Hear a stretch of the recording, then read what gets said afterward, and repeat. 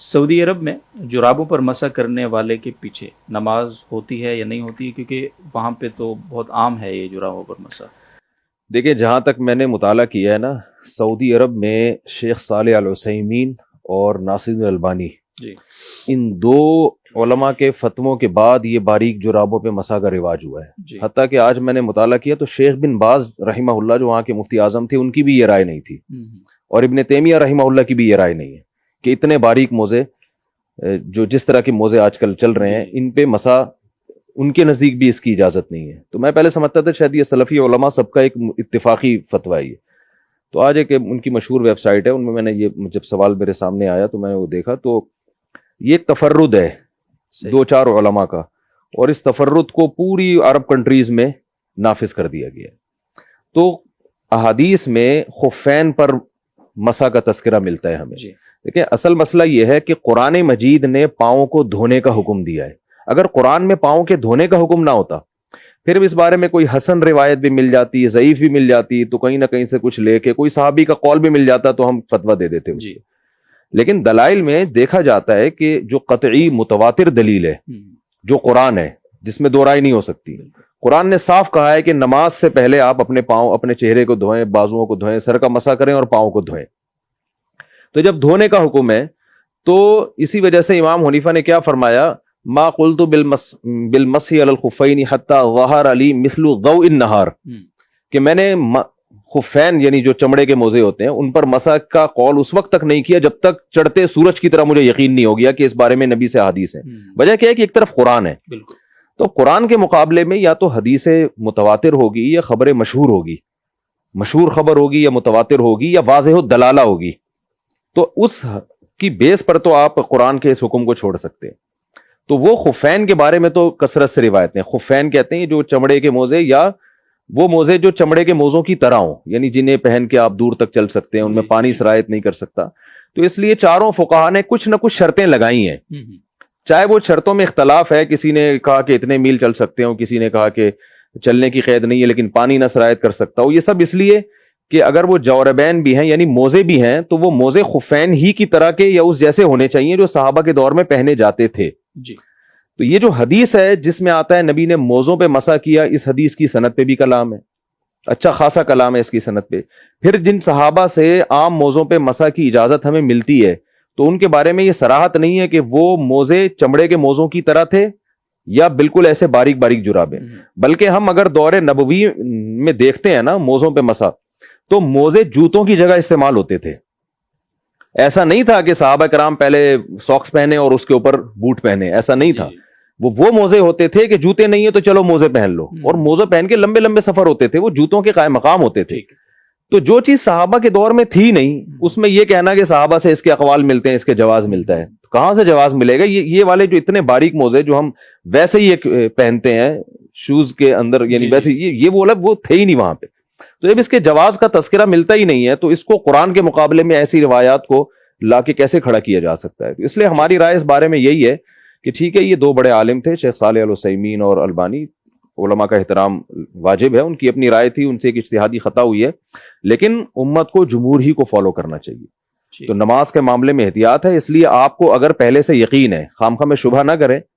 یقین ہے کہ امام جو ہے اس کا معمول ہے کہ یہ عام موزوں پہ مسح کر کے ہی نماز پڑھاتے ہیں، پھر احتیاط یہ ہے کہ ان کے پیچھے نماز نہ پڑھی جائے۔ اس میں چند دن پہلے امریکہ سے ایک عالم آئے تھے، وہ بڑی بحث کر رہے تھے کہ جی لوگوں میں جوڑ پیدا کرنے کے لیے ایک فتویٰ دیا جائے، کیونکہ بہت سارے سلفی علماء اسی طرح کر رہے ہیں اور انہی کے فتوے کو فالو کیا جا رہا ہے، تو اس سے مسجد میں دو جماعتیں بنیں گی اور یہ صحیح نہیں ہوگا۔ تو میں نے ان سے کہا کہ آپ پوری امت کو جوڑ پیدا کرنے کے لیے چند علماء کی کو فالو کرنے کا حکم دے رہے ہیں آپ، جبکہ ان کے نزدیک بھی موزے پہ مسح جائز ہے، واجب نہیں ہے۔ تو جوڑ پیدا کرنے کا طریقہ یہ ہے کہ وہ چند ایک جن کی ایک ذاتی رائے ہے کہ عام موزوں پہ مسح جائز ہے، ان کو یہ کہا جائے کہ بھائی نہ کریں، آپ پاؤں دھو لیں تاکہ سب کی نماز آپ کے نزدیک بالاتفاق درست ہو جائے۔ تو امام کو چاہیے، چاہے سعودی عرب میں ہو چاہے UAE میں ہو، ان کو چاہیے کہ آپ جمہور کے مذہب کی رعایت کریں۔ آپ نے اگر عام موزوں پہ مسح کر کے نماز پڑھنی ہے تو انفرادی پڑھ لیں، جسے پشتو میں کہتے ہیں نا اخپل طریقے سے، جب آپ نے پڑھنی ہو نماز تو آپ اکیلے میں آپ ایسے طریقے سے نماز پڑھ لیں، لیکن جب آپ جماعت سے نماز پڑھائیں تو پھر آپ باقی لوگوں کے فقہ کی، ان کے مسلک کی اور ان کے دلائل کی رعایت کریں۔ آپ اس سے جوڑ پیدا ہوگا، نہ یہ کہ چند لوگوں کو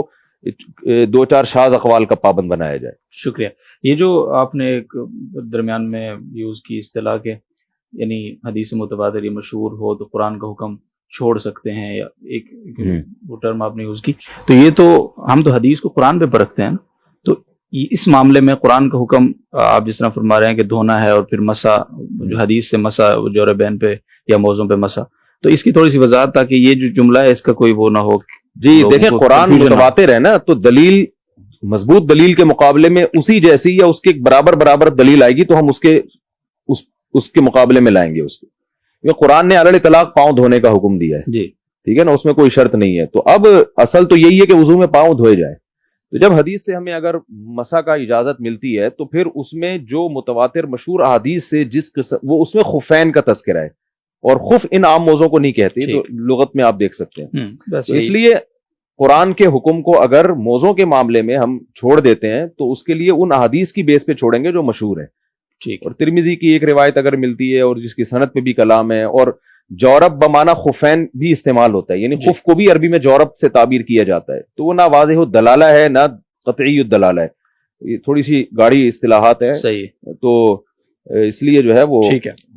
تھوڑا سا میں عرض کرنا چاہتا ہوں, یہ جو کہا جا رہا ہے کہ قرآن کے حکم کو ہم چھوڑ دیں گے حدیث متواتر کی وجہ سے, تو یہ تعبیر صحیح نہیں ہے. قرآن کو چھوڑیں گے نہیں جی, بلکہ دو مختلف حالتیں ہیں. تو اگر متواتر درجے کی حدیث آ جاتی ہے, جیسے کہ امام ابو حنیفہ رحمۃ اللہ علیہ کہتے ہیں کہ میں نے اتنا زیادہ اس پر غور کیا اور اتنی کوشش کی کہ جب تک یہ ضوء النہار یعنی دن کی روشنی کی طرح مجھ پر واضح نہیں ہوا, اس وقت تک میں نے مسح کا قول نہیں کیا. وہ حدیث کثیرہ سے موضوع پر مسح کرنا ثابت ہے. جی. تو اب قرآن کریم کا جو حکم ہے کہ فغسلوا, وہ اس صورت میں ہے کہ جب آپ نے موزے نہیں پہنے ہوئے, اور حدیث متواتر سے اس پر ایک اضافی بات معلوم ہوئی کہ آپ نے موزے پہنے ہوئے ہوں تو ان پر مسح بھی کر سکتے ہیں. تو قرآن کے حکم کو چھوڑا نہیں جا رہا حدیث متواتر کے وجہ سے, قرآن پر بھی عمل ہو رہا ہے اور حدیث متواتر پر بھی عمل ہو رہا ہے.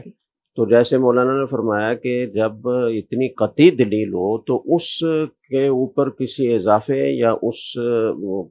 کے لیے کسی قید کے لیے ضروری ہے کہ اسی درجے کی یا اس کے قریب قوت والی دلیل موجود ہو. صحیح. تو خفین پر مسح کے لیے اس طرح کی قوی دلیل موجود ہے اور بہت زیادہ احادیث اس بارے میں ہیں. تو اس لیے وہ خفین پر مسح کرنا تو جائز ہے, لیکن اب اگر خفین سے بھی آگے بڑھ کر آپ باریک جرابوں پر مسح کی بات کریں گے تو اس کے لیے کوئی ضعیف دلیل بھی قرآن و حدیث میں موجود نہیں.